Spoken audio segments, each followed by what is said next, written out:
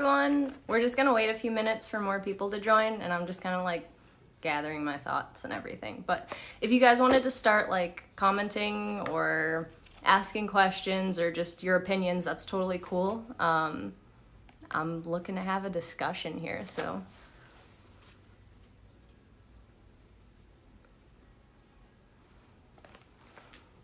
I have a cat coming over to visit.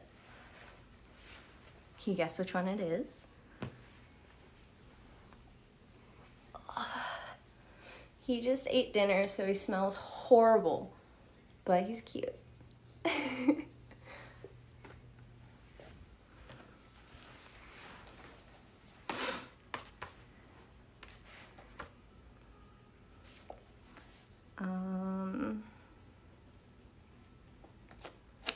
Thank you all for joining me too. This is really cool. I'm having fun doing TikTok in general. Doing the Artist to Know series is kind of like forcing me back into my mindset that I had when I was in college, where I was like constantly having to read and write about artists. So, and that's really important if you're an artist yourself, because it teaches you how other people see art.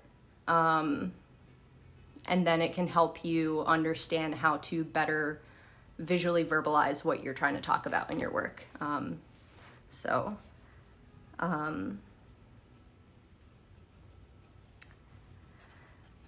I'm gonna kind of get started with the talk about racism in art.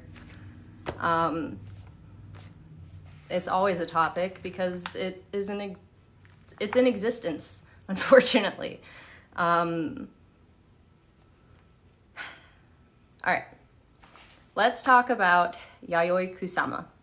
Since I did a video on her, it took off pretty well and there were a lot of comments. So I want to talk about the two sides of the comments that I got on that video. And this is something that I think is vital in understanding my opinion on viewing work, or rather just participating in anything that was done by somebody who is racist. Because let's face it, most things in this world are built off of racism, and it's fucked up. But I think the whole point of trying to build a better society is to not forget the past or just throw it away completely, but to take the good parts and work off of those and say like, fuck those people, but like this thing that they made is good. That is my opinion. If you cannot separate the artist from the art, I totally respect that. And I get it. And I will not attack you for that. I don't want anybody else attacking you for that. I understand. But as with anything, being from such a horrible background and kind of seeing how I was supposed to be in life based off of that background, I try to hope that I'm better than the worst thing that I've ever done. And if I try to hold that to myself, I have to do that for other people too. That doesn't mean that if somebody keeps being a piece of crap, I'm not gonna keep making excuses for them. A part of it has to, you have to have atonement. You have to make reparations. You have to know what penance is for your wrongs. And that is how you be better than the worst thing that you've ever done. So somebody asked, and I've had a few comments ask me to make comments on Marilyn Manson. If you know who he is, like obviously, ribs.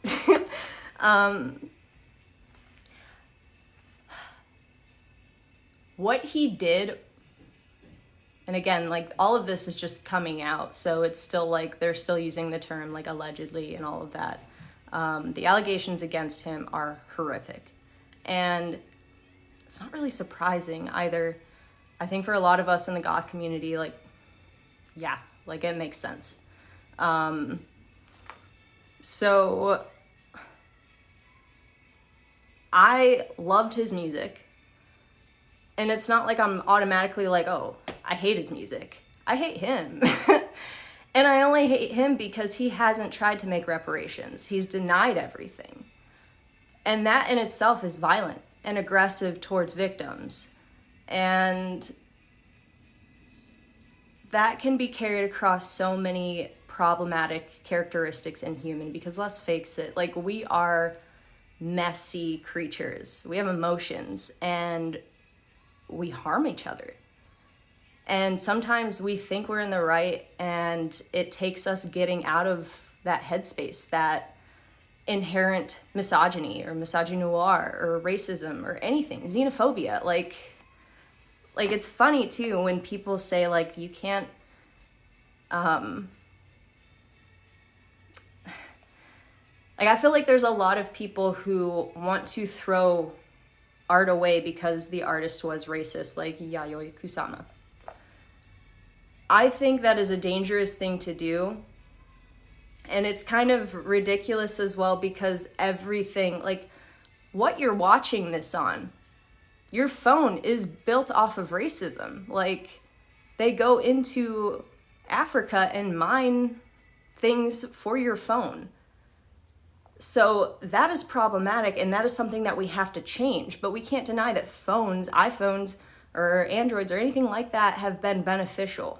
How we make them is horrifying.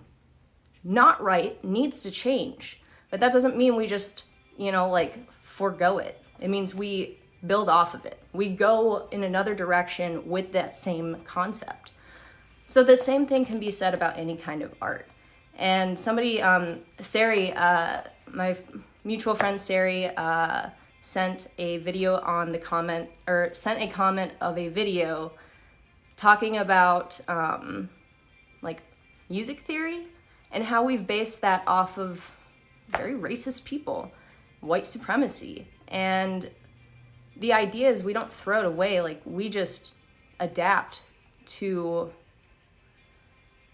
more respectful and inclusive future. So we take the things that we need and say like, okay, like, thank you for your contribution, but like, we're gonna change it. Like, we are going to make it better. We are going to include more types of diverse things, because why does white music, why are those the building blocks of things? And that can be the same about art.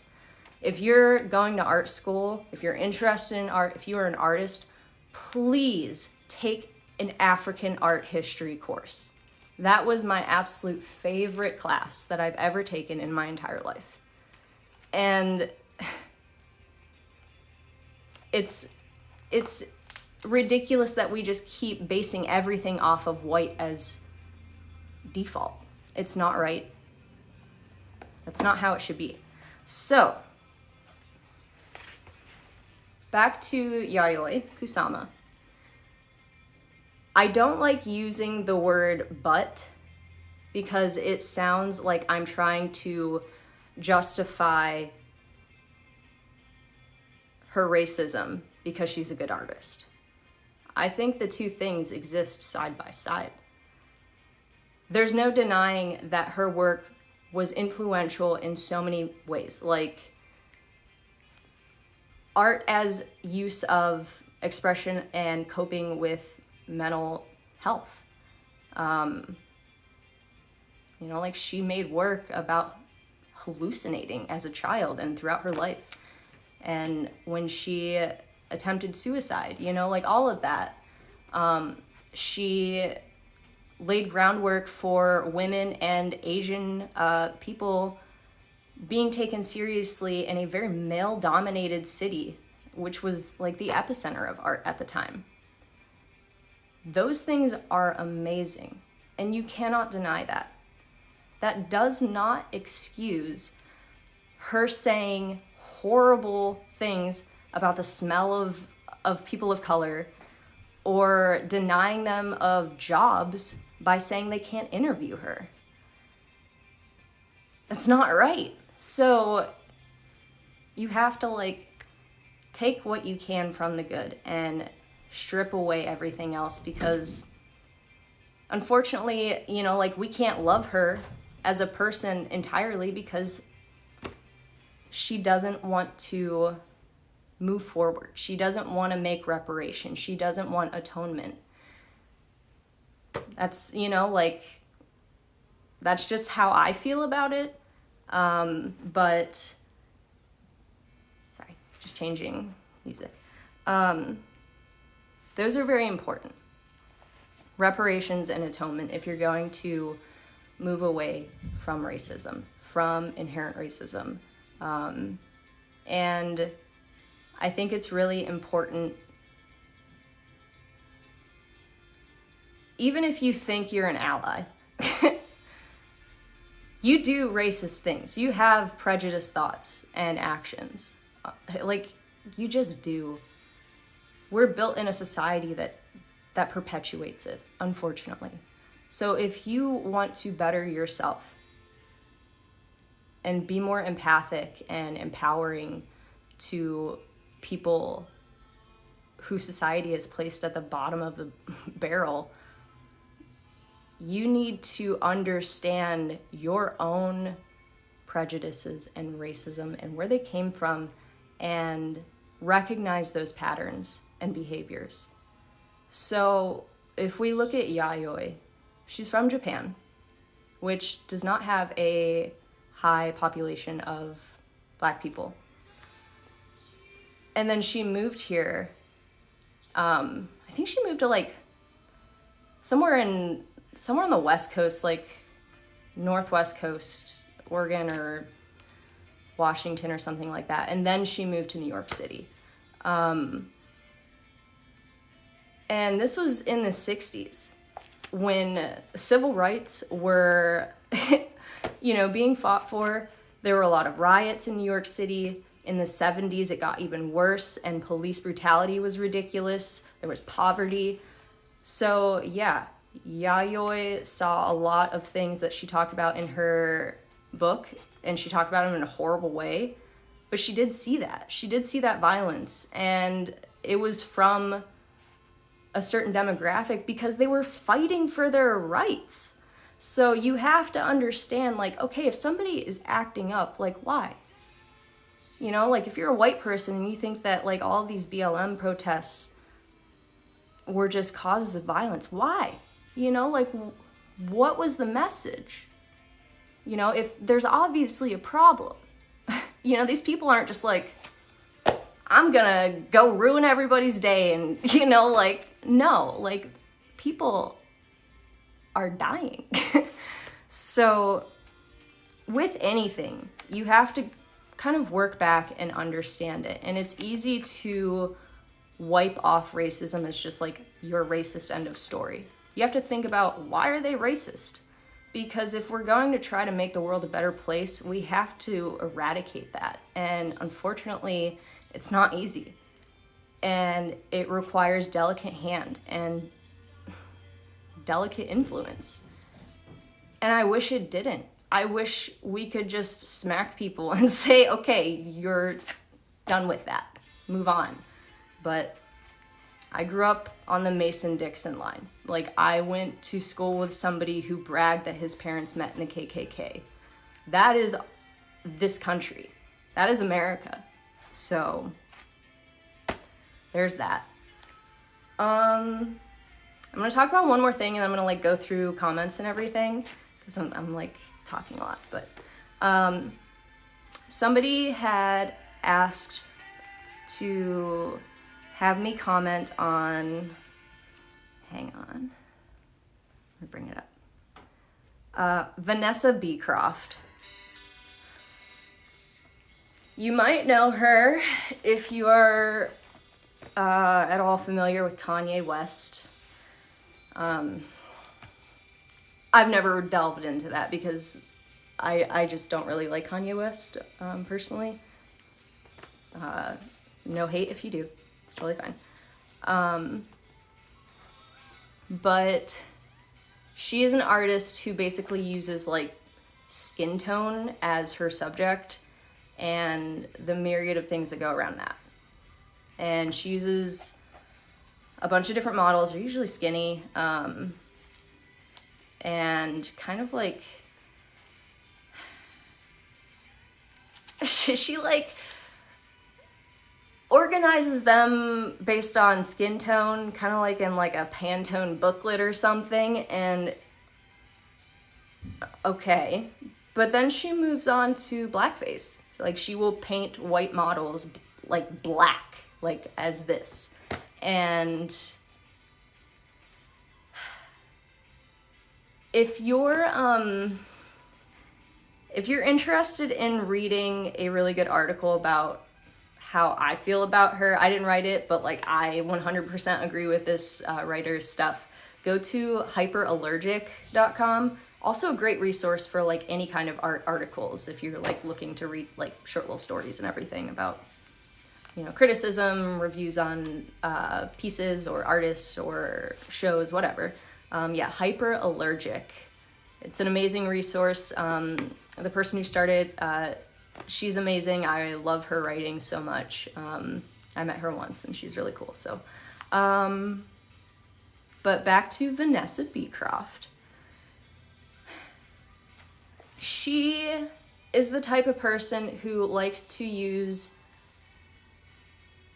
people of color as props. No, like that is not okay. And I think what she's trying to do in her head, at least, and this is like going back to like, why are they racist? Like, let's figure it out. What's their thought pattern? I think she's trying to celebrate the beauty of people of color. And you can talk about how beautiful, you know, different types of like depth of color that come with people of color. Their skin, like that's beautiful. You could talk about their features, you could talk about their hair, you know, like, and celebrate it. But the way that she's doing that is objectifying them. And that's not okay. That's not how you do it. So there's that. But she's also kind of like, I think she wants to be a person of color. And she's even said like, okay, yes, I think she's Italian. She's like, yeah, well, I am a white woman, but I'm also Kanye, a black or African-American male. Like, she said that. Obviously not verbatim, I'm like reiterating. And I think she just like, this is also problematic. If you are a white person and you're talking about these things, you don't do it like that. You probably shouldn't do it at all. Like, honestly, that's my opinion. But she's profiting off of blackness, which is horrible in itself. You know, she celebrates marginalization and poverty while she's living in a Hollywood Hills house that's probably very, very huge and expensive just by the location alone. And she likens it to like a shanty, basically, like a shack. So she's profiting off of people in bad situations and not giving back to it in any way. So that's wrong. Like, you don't do that. And I think the most offensive thing that I've ever seen of hers is obviously she is breastfeeding two very dark-skinned babies. Like, that image is the epitome of white savior. And then she tried to like adopt those kids. I don't think it went through or something, but it's just like, she's just like inserting herself like she's playing house or something, or like it's a stage, and she's like, okay, I'm pretending, you know, that I'm here and in the depths with these people, these orphans, these, you know, marginalized groups, these people in poverty. And then she's just like, okay, time to take off that hat and go to my mansion in Hollywood Hills. You know, I'm not into it. So that's an example where I can't separate the art from the artist at all. I just, there's too much distaste. And that is a personal choice on every individual. So if you're somebody who cannot stomach Yayoi because of the things that she said, I totally respect that. I get it. So yeah, it's just messy. And, you know, if you think about everything that we've ever learned in art, just to reiterate, you know, why I think it does not make sense to completely throw away art that was built off of, or built by somebody who is prejudiced or racist. I think it's important to take the things that are important and throw out everything else if they have not made reparations or atonement. That is just how I feel. So if you think of like everything we know about painting, like all the classical painters, they're all white people who were definitely racist. You know, everything in this world is built off of racism, but it's about the future. And I think one thing that if I could tell any artist is please pay attention in art history, because even if you don't like it, even if you don't like a movement in art, even if you don't like an artist because of their like aesthetic or their life decisions, what they do is still important in determining what to do next. You know, right or wrong, good for better. And, you know, like I think of people like Picasso, he was not a good person. Jackson Pollock was a raging alcoholic. Look how he died. Like, and then like in the goth community, you know, like, or even like the punk community or any music community, like I see people talking about the Marilyn Manson incident and then they're wearing like a Misfit shirt. And I'm like, okay, but Danzig is a xenophobe. And he talks about dating little girls. like it's all people are problematic, but you have to try and make things better. And for sure, calling people out on their bullshit is 100% a good thing, but you have to be receptive if they actually try to better themselves, because we've all done horrible things.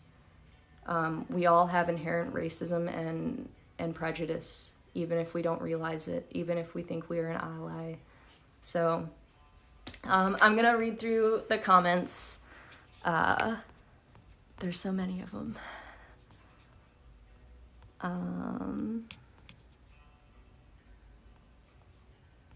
Somebody said I'm pretty, thank you. Yes, Cockatoo Twins, love them so much.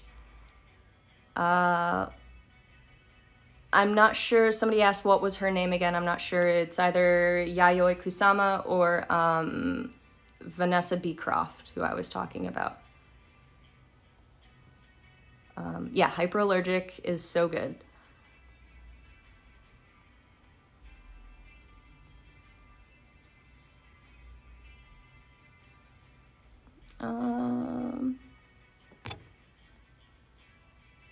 Yeah, she uses kids as props, and it's just really unsettling.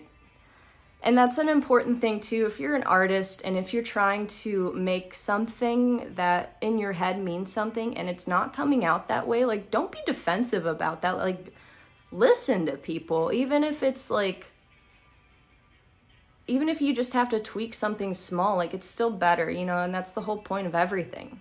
That's the point of living, is just trying to make it better for the next sentient being. Can I rub my belly and pat my head at the same time? I'm not coordinated. I will fall walking in a straight line. So,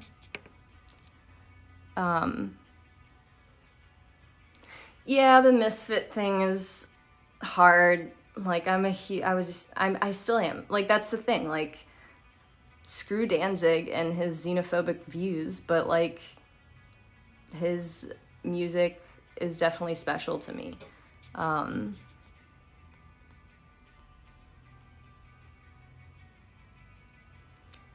Yeah, knowing a lot about somebody can ruin things for you. But also, like, I don't know. I just want to know. Like, if I didn't look into Yayoi, I myself probably wouldn't have started making work about my own mental problems, which is what I do. I talk about childhood trauma and everything in my work. So, yeah, I look into people.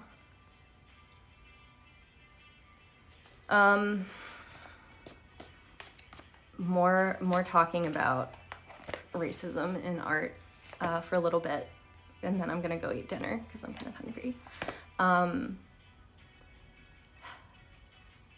If you're concerned about contributing like anything financial to a person who does not align with your values and who is not making reparations to do better, there are ways around that. So, like, for example, a lot of people, when J.K. Rowling came out as a TERF, her work was so monumental to people, to entire generation and the ones before it and after it too. And it kind of took on a life of its own. There were more people involved at that point. So that was a huge instance where a lot of people started to understand, like, oh, you can separate the art from the artist if you want. But again, the idea is to move beyond the bad behavior and hold them accountable for sure. So, like, again, like, if you don't want to give financial, anything financial to a person who is not of your values, one thing that people were doing with the Harry Potter series is they were, like, buying everything, like, secondhand, or they were just, like, creating it their own, which probably, like, a copyright issue, but who fucking cares?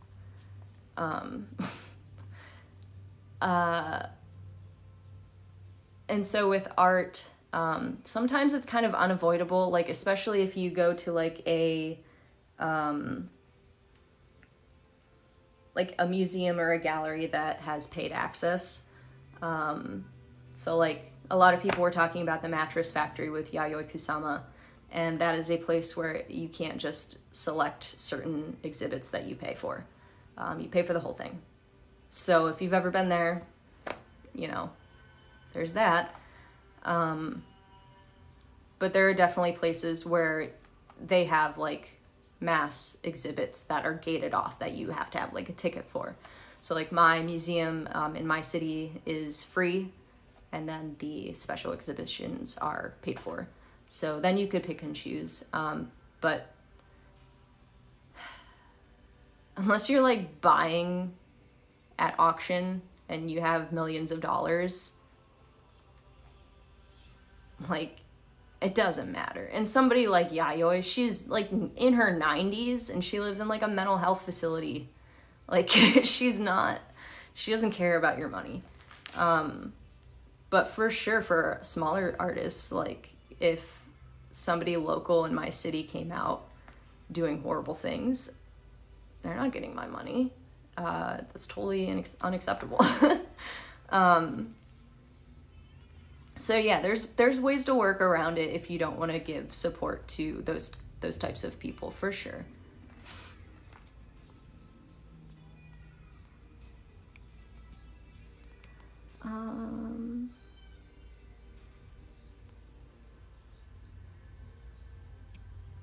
Reading comments.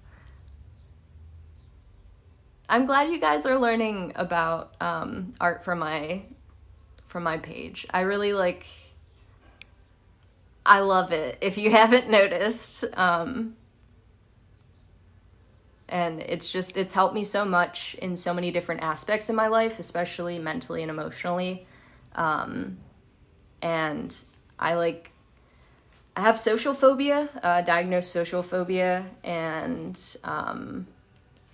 I just have a hard time connecting with other people because of my childhood, I think. So art has helped me find that language.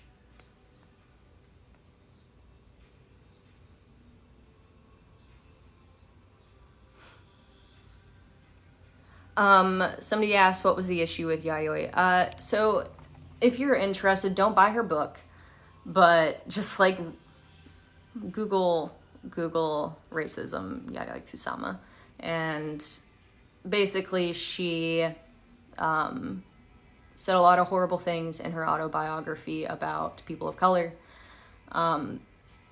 Very like just weird things, like saying that they had like a distinct smell and likening them to animals, which is ridiculous. Like, no, they just use different hair products than you, sweetheart. And she also, there was like I think it was Vice, and they sent out a person to interview her at her home at a mental health facility in Japan. And when they got there, she realized that they were African American, and basically like shut down the whole thing, but said like, I don't think you will ask interesting questions, which is an insult of their intelligence. And she ended the interview and said she's not doing it with that person, which, like, if you read her book, like, then you know why. So yeah, it's not cool.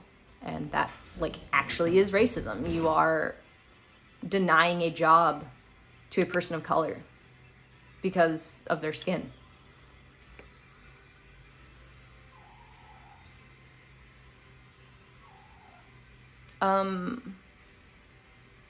I don't know what NFTs are.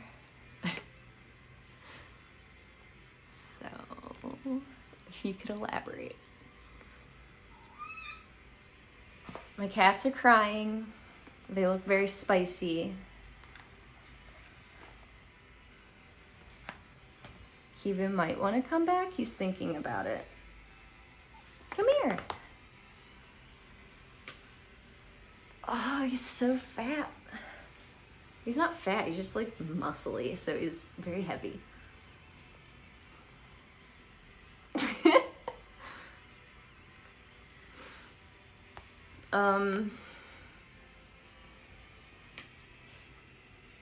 Yeah, I don't really have anything else to say on that matter.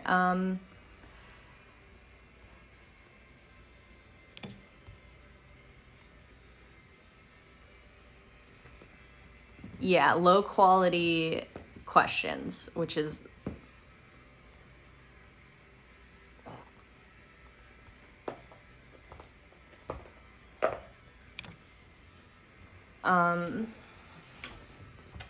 sorry, my cat's like attacking things. Thank you for liking my content. It's been fun. I was like getting really depressed on Instagram. It was just not like a good platform to, it was just, there wasn't a community there, or at least I wasn't a part of it.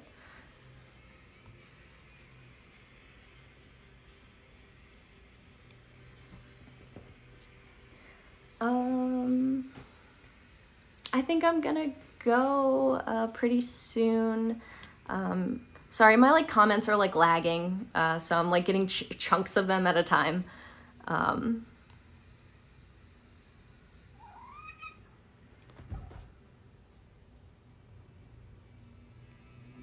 Do I have a wall covered in art?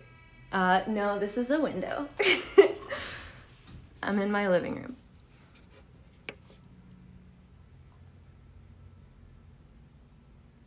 NFTs are a way to present your art on a digital platform and make money from it.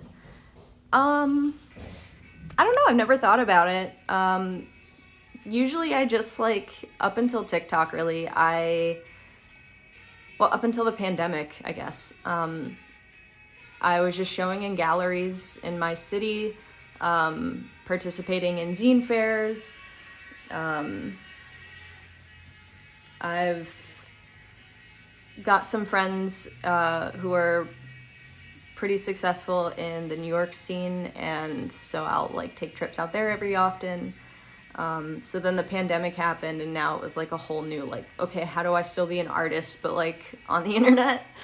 So TikTok became a thing, but then I just wanted to talk about art. I don't really talk too much about my art. I get nervous because the internet platform is such a new thing for me. I had an Instagram with all of my art on it, but it got removed because Instagram is the worst. But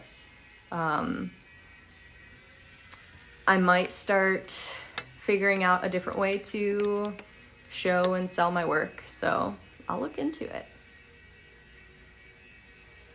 I haven't done any Native American artists yet, but I am definitely, I'm like trying to figure out a system to plan artists and take requests and make sure I get to all of them.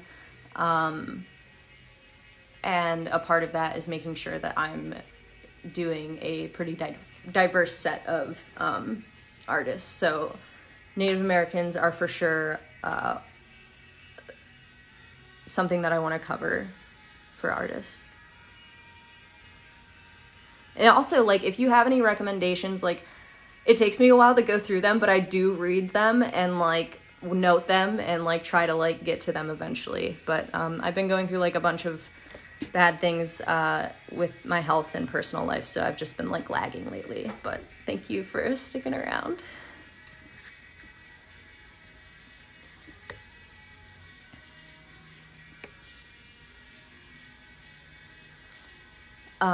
Wall of art elsewhere?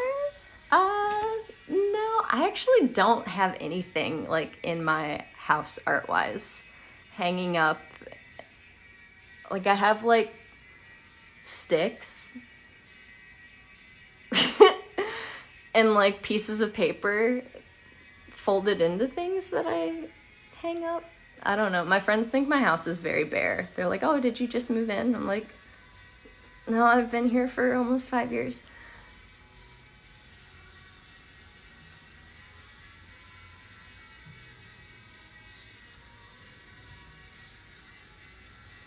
Thoughts on the internet age and the complete lack of archiving stuff? I don't know. I really don't know. I just like being a young artist, I've destroyed so much of my work physically, so be it. Everything's gonna be consumed by the sun at some point anyway. All right, sorry for that last depressing thought. It's a good thing. It's like a thing I live by. Like, yes, nothing matters. It's great. So I'm gonna go eat dinner. I love you all. Thank you for joining me. I'll try to go live more often. I'm like trying to like get my life together, get over some like health problems right now, but for sure I will try to keep consistent with posting the artists to know. If you have recommendations, write them. I do read them. I do write them down. It just takes me a while to get to them. So, all right, goodbye everyone.